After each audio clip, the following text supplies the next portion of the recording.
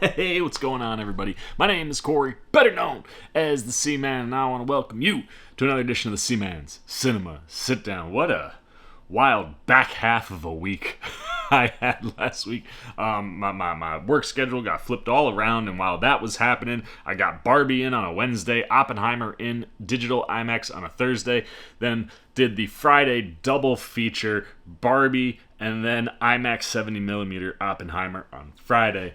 And, I mean, like my shirt says, I survived Barbenheimer, which ended up being one of the biggest box office weekends of all time. For the first time, I believe, ever, two movies opened over $80 million, and only the fourth time ever that two movies opened on the same weekend at $50 million plus, which is kind of crazy when you think about it. But Barbie at 155 and Oppenheimer at 87.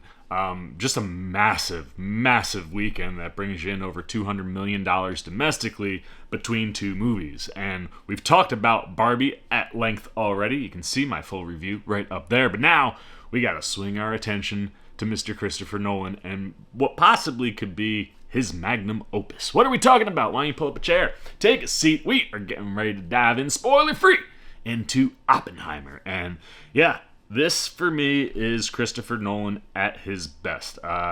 Thinking about and having seen all of his movies, at least like the big theatrical ones, the only one I would put in front of Oppenheimer at this point would be The Dark Knight. Because it's hard for me to put anything over top of Batman, especially when it's executed as well as Nolan does The Dark Knight. But this is really like one of those movies that when you look at someone who's had a career like Nolan and you get to this point, you just go, man, everything he has ever learned, tried, applied, and done in a film, he pretty much brings to this one.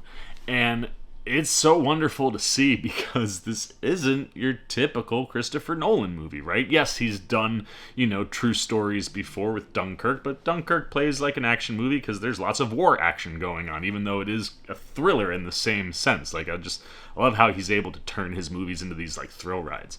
But Oppenheimer is really a pretty straightforward biopic, or at least a straightforward Christopher Nolan biopic. When it comes to the script here, I think it's a really solid, strong script, and it's because, of how Nolan really structures the story. I think the story itself is pretty straightforward to what we know in history, at least from what I can make. Like I said, I am not a history buff. But it's how Nolan tells this story. The fact that he uses a pair of hearings as kind of like the launch point to tell Oppenheimer's atomic bomb story, and you get a little bit of Oppenheimer when he's outside of the U.S., learning stuff that he couldn't learn here, that he then brought to the U.S., which led to everything atomic bomb oriented.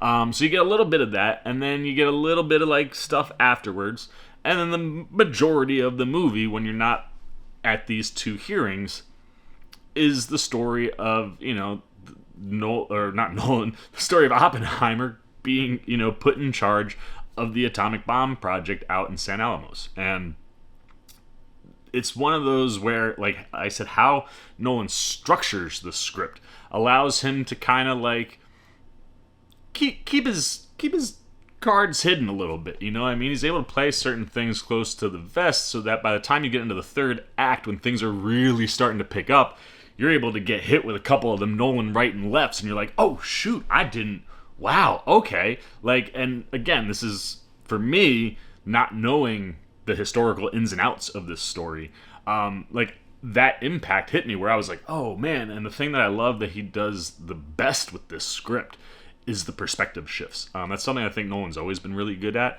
and perspective here, like, as an outsider not knowing the ins and outs of the story, going in, my perspectives watching the movie the first time and then my perspectives watching the movie the second time, very different. And I was able to enjoy the movie in a different way. And I think that's the sneaky trick to the script here, where it's like, if you can engage with this story, it's not a terrible repeat for a 3-hour movie. And yes, it's 3 hours, and yes, it's long. But again, the way Nolan structures it from a story standpoint, he really is able to pack in a lot and make it very, very effective for the director to really make this thing shine. And that director, of course, is also Christopher Nolan. And behind the camera, I mean, we know Nolan's one of the all-time greats behind the camera, and especially when it comes to practical, effect-driven storytelling, right? And that's the great thing here is, like he said, when you get to this atomic bomb explosion moment, and it's a test explosion, I guess the one knock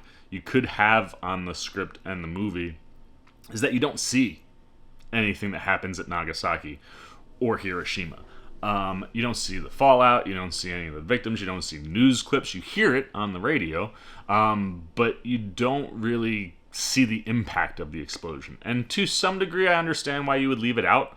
I don't know if you necessarily need to relive those moments. But with what, Oppenheimer is juggling, especially emotionally and psychologically, the impact of that could have, made it hit a little bit harder. But the atomic explosion that you do get in St. Alamos is all practical, baby. It's not an atomic bomb, but they built a bomb that would essentially create the visual that Nolan wanted. And that's the thing that always gets me with him, is just what he'll put in to make the film look great. What's going to be that special sauce? And the special sauce is that explosion.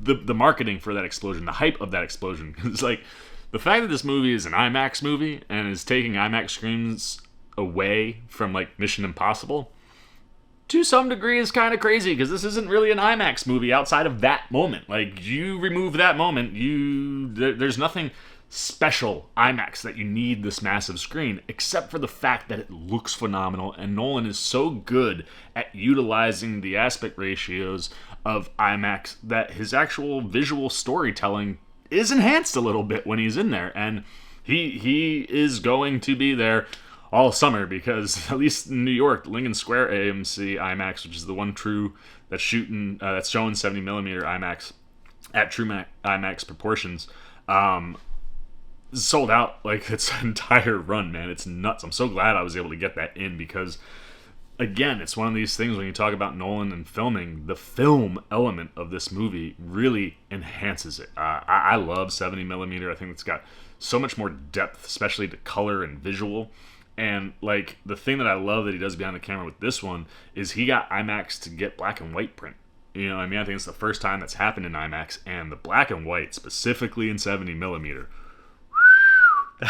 it popped so hard, man. And just like the different variations to the black and white, depending on how lit a room is, and like just how Nolan is able to use that stuff, everything visually, whether it's an extreme close-up or, just how he's moving the camera through the movie, I actually do think IMAX enhances it a bit, even if it's not necessary. And that's the magic to Nolan, man. He's been shooting in IMAX for so long that he really does know how to take advantage of IMAX. And when you're doing the psychological thriller element of this movie, where you're inside Oppenheimer's brain, so much of what is happening around him and that you're seeing is being fed through the prism of his psyche. You know what I mean? Like, especially as you start to get toward the back end, right? The beginning, the launch moment to getting into the atomic bomb.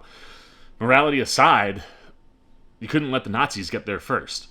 And that was the initial driving factor. And then as they were getting closer and closer to it being done, and then they drop that test and it works, like, the morality kind of starts to set in a little bit more, where it's like, what have we given the government power to do right now, right? Like, what have we done? I mean, I think about 250,000 people. There's a lot of people, and the way that Nolan visually tells that is what makes this thing play like a thriller, and it is a thrill ride at times, even though we're just watching people talking in a room, working on some sciencey stuff, walking in between rooms, sitting at these hearings. Like, he makes it thrilling with what's on screen, and the pacing of the movie is so key to that. And it's one of the reasons why the 3-hour thing doesn't really smack you. When I went, 2.5 hours for Indy, I went back and I was like, man, I'm feeling the length on this. Second time, Oppenheimer, I didn't feel the length at either time, man. You're just so engaged. And that's really the magic to Nolan, is how he can take a story like this and make it feel like it needs to be an IMAX thrill ride kind of a movie. And like I said, the psychological elements, especially around Oppenheimer, and then how that is impacting everything around him, is just fascinating to watch. Now, there's one element, in the storytelling that didn't quite work the first time I saw the movie. The sexuality stuff and the sex stuff kind of comes out of nowhere both times that we get nudity.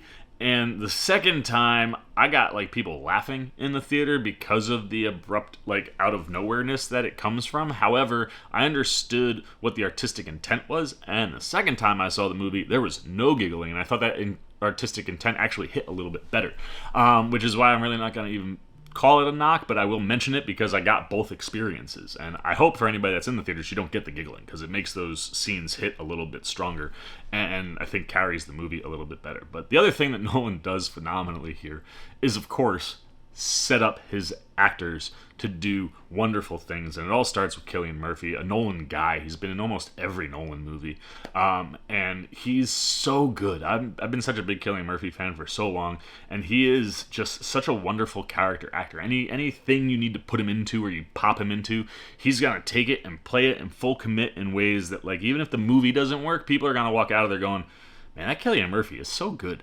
And to see him front and center lead a movie like this and deliver a performance like this, like I said, you get those extreme close-ups on his face and just what he's able to emote and what he's able to give just from body language alone. I mean, there are several moments where you just see his face and you're like, man, is there a jokerish villainy going on with him? Or is he a little off? Or, man, he is an absolute genius.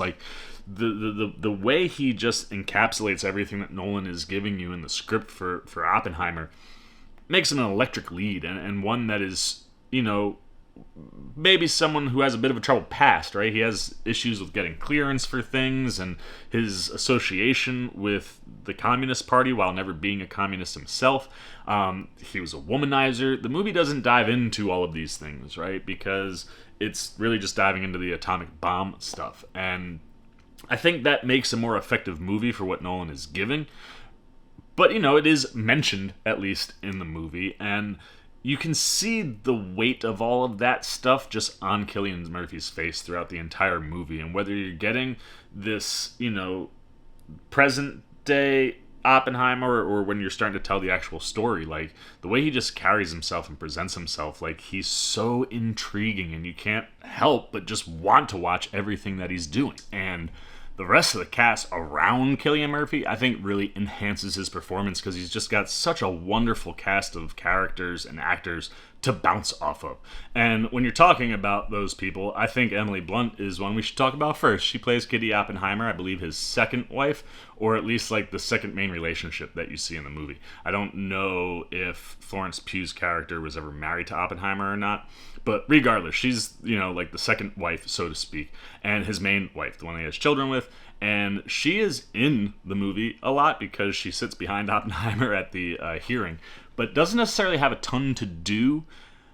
She's got a couple moments in the first and second acts where she pops in and you're like, man, I kind of like this Kitty character for Emily Blunt. She's doing some interesting things. For me, I don't think it's till the back half of the movie that Kitty really gets some moments for Emily Blunt to sink her teeth into. And when she does get to do that, whew, this woman is so damn good, and she is just the perfect female counter for Oppenheimer. The way that she holds him accountable to things, the way that she can push him even when she is upset at what's going on. There's a moment where he almost goes full child fetal position mode, and it's a moment in time where Kitty has every right to just be like, you know what, F you, you SOB. And she doesn't, because she knows what's at stake and what's on the line. And how she's able to push him like that is just, it's one of the most admirable qualities, I think, to Kitty. And then she gets a scene in the third act during the hearing. Everything you could possibly imagine for this. It almost feels like that moment is the culmination of a whole movie about Kitty. You know what I mean? Where she's just taking everything and putting it on the line in a way where it's you know what, yeah, does Oppie have the best background? No. Was he the best husband? Not necessarily. But his importance, what he meant to his country, and the fact that, that relationship has survived all of this, I just love what Kitty is able to deliver in that moment. And Emily Blunt just absolutely amazing. Then, of course, you've got Mr. Matt Damon, who's probably opposite Murphy the most in the movie, playing, I believe, it's a general. I'm like, I hate. I believe it's a general. I can't put my finger. I can't remember. But Leslie Groves is pretty much your main military presence at Los Alamos. He's the man who puts Oppenheimer in charge.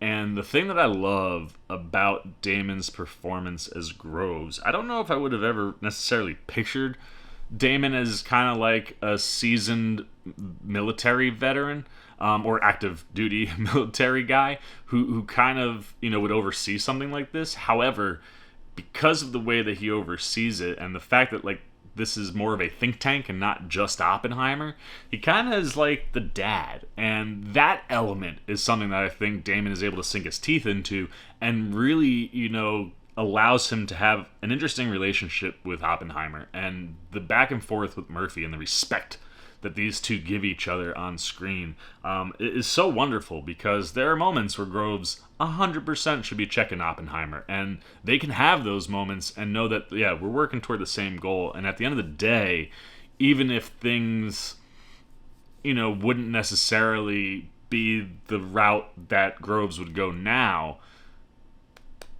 Oppie's his guy, and he has his back, and the way that he supports him in the movie is just really wonderful to watch. And then I think the supporting actor that's going to get the most conversation, probably the most love come awards time, and the one that has the best opportunity to walk away with an Oscar, Robert Downey Jr.'s Louis Strauss. Holy cow, man, did he absolutely knock this one out of the park. Strauss is such an interesting character, and he's so integral to the story that Nolan is telling. And how Downey plays him, there's a softness to him, but there is also an aggressiveness to him and a spitefulness to him. And there's one monologue in the third act, and it's during one of these wonderfully shot moments where, like, the lighting is really dialed up and the black and white is popping in a different way than it has the whole movie, and Downey is just going in, man. And you just sit there and you're like, that's gonna be the scene they play at the Oscars. And also, like, damn, man, it's so nice to see Robert Downey Jr. do stuff that's not Iron Man. I mean, I love Downey as Iron Man. He's my one of my favorite MCU characters.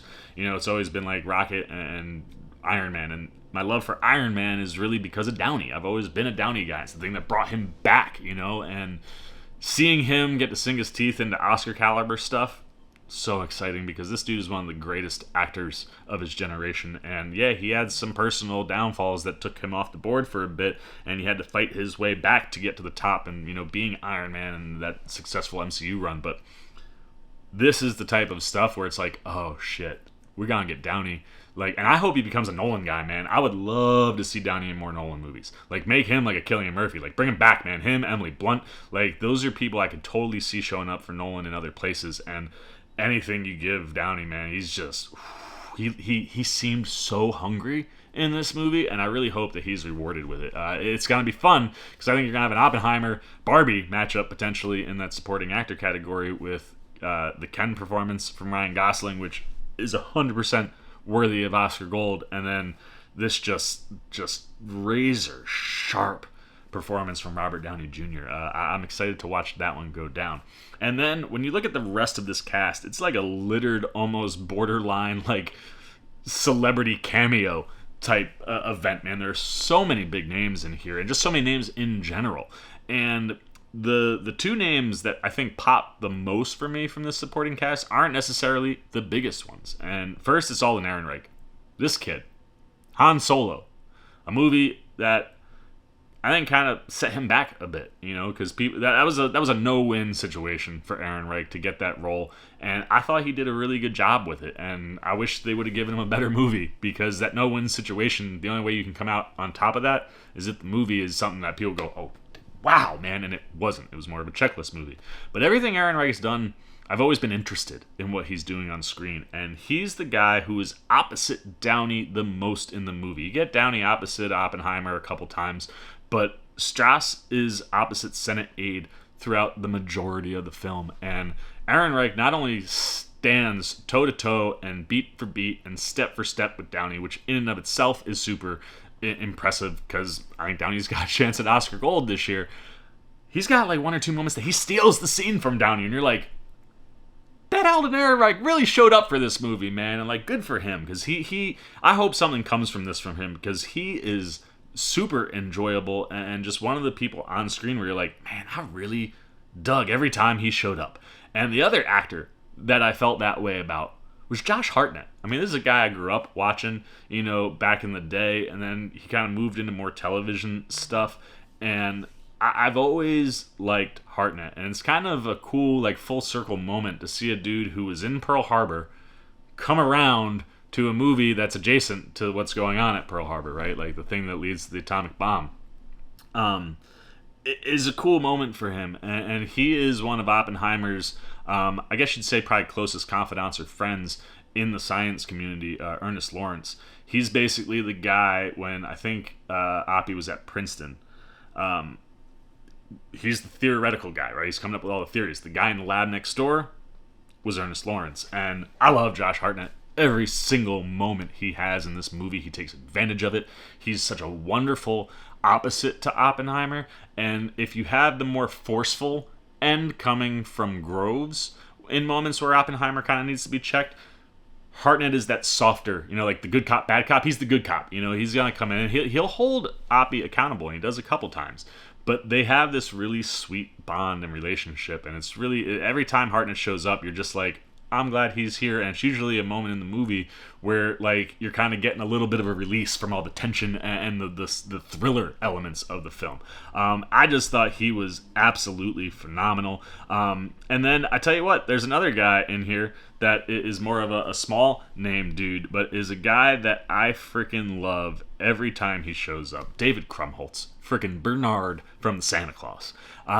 He plays, I guess you'd say, probably Oppenheimer's, again, one of his like best friends and confidants in the science community, Isidore Rabi.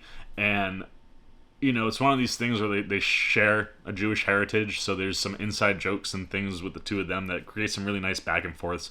But Rabi, again, is one of those kind of constants for Oppie throughout this movie, where it's like, every time he needs like something to get him right back on course, it's coming from Lawrence or Rabi or Groves. And again, Rabi is kind of in the more softer but kind of like level-headed, like, we've been through all this, man, we know what's up, like, this is what, I think this is where we should go, or this is the things we should be thinking about. And Rabi is one of those people who isn't really sure about doing this. He gets this moment where Oppenheimer is just like, I get it, like, doing this is, we probably shouldn't, because you give this power to the people that you're giving it, and you're giving people power to destroy the world.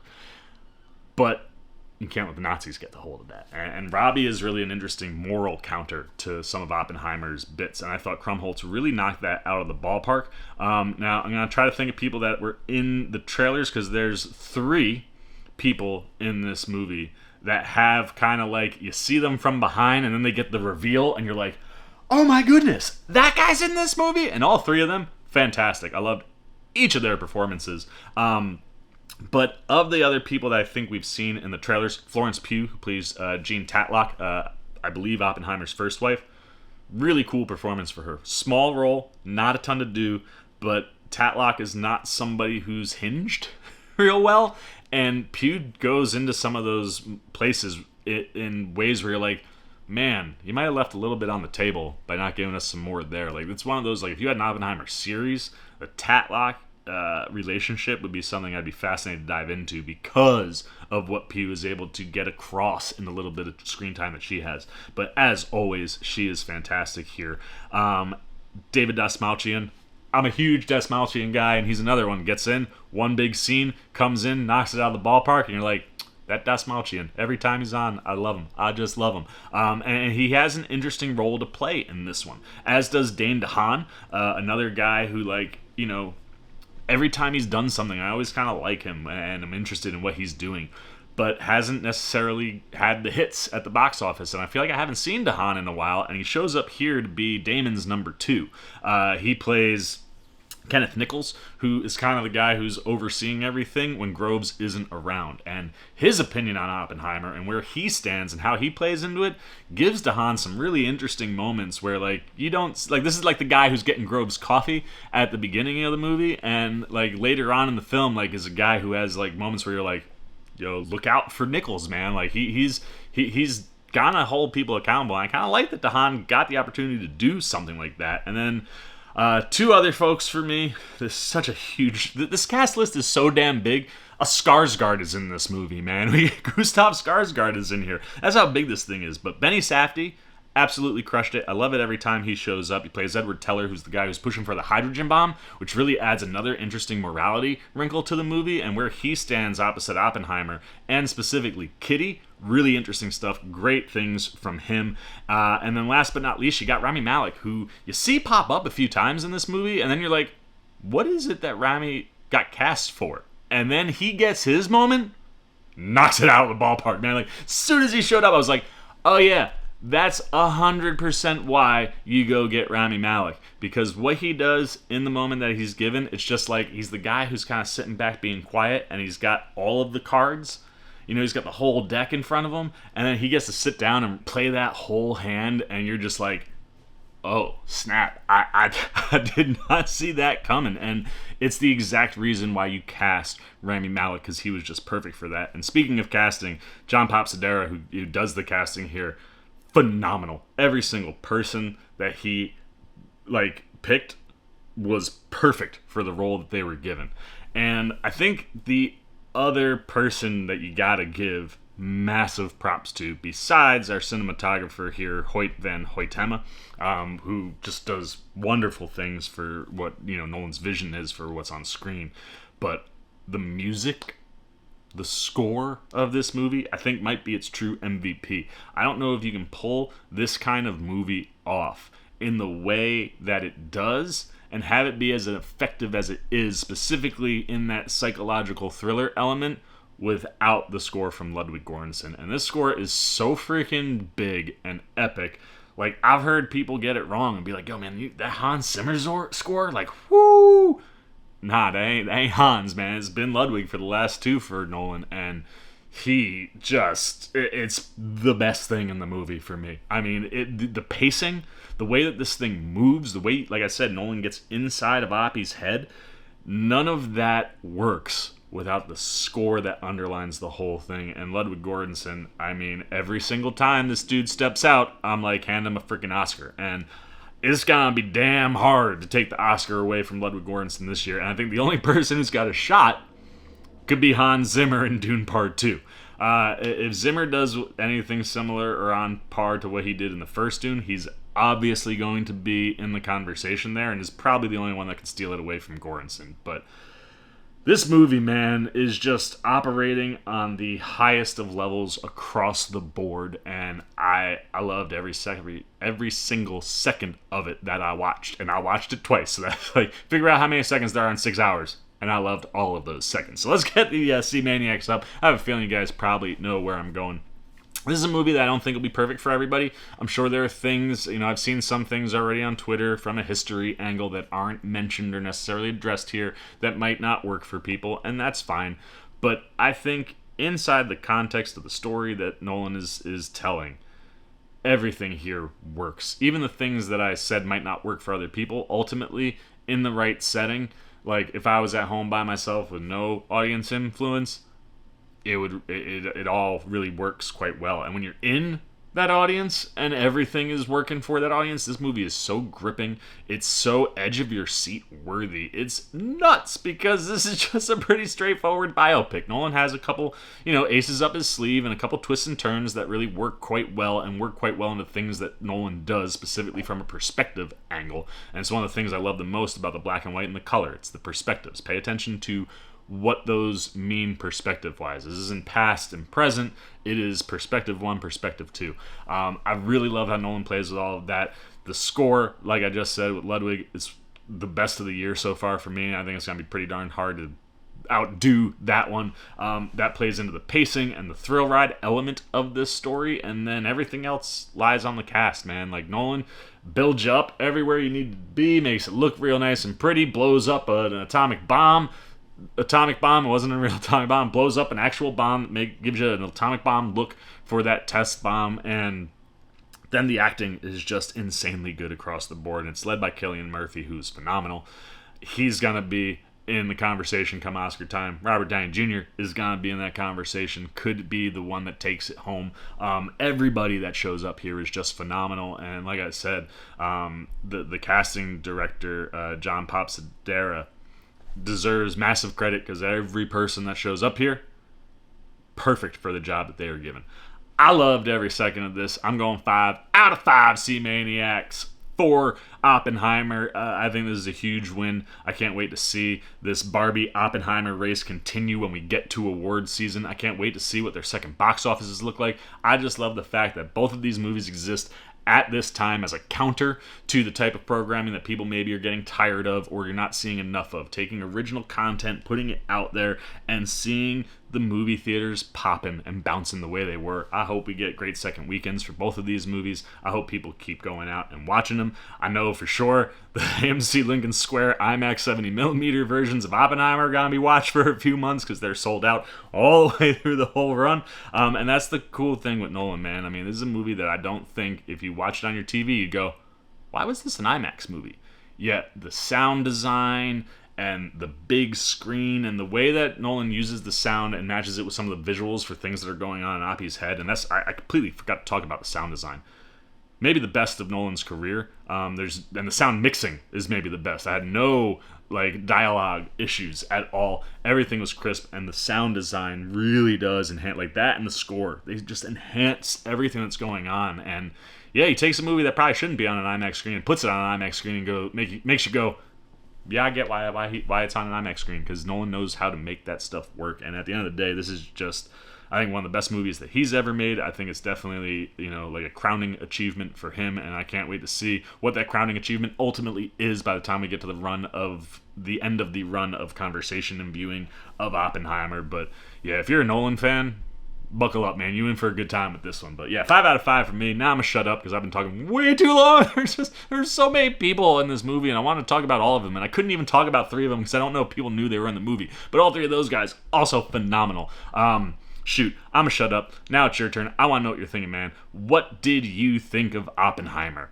Was it everything you were hoping it was gonna be? Did it surprise you at all? Were you left wanting more? Did you think it was too long? Did it feel like a thrill ride to you? What was your experience like with the atomic blast in the movie? I think Nolan might be overhyped it a little bit, saying you could almost feel the heat, but in the IMAX 70mm, I was maybe starting to get close to understanding what he was talking about, because that had a bigger impact than the digital IMAX. So let me know where you saw it too. Did you see it in a 70mm true IMAX experience? Did you just see it in 70mm? I highly recommend, I'd almost recommend 70mm over digital IMAX for this one. I just love the way 70mm looks. But anything you guys got, man, good, bad, indifferent on Oppenheimer, put it down below in the comments section. Look forward to talking to you down there. As always, if you enjoyed this video, please give me a thumbs up. And if you're new, you want to come hang out with the C-Man anytime we're talking movies, TV, trailer, reactions. I got my top 10 of the first half coming up. I know I'm almost a month behind on that. That's just kind of been the month that we've had. But we've got 6 months. Barbie and Oppenheimer would be in my top 5, however. They're in July, so we won't be talking about them, but know that they'll be in that top 5 when you get to the second half of the year. And yeah, we will talk about my top 10 favorite, though, of the year so far.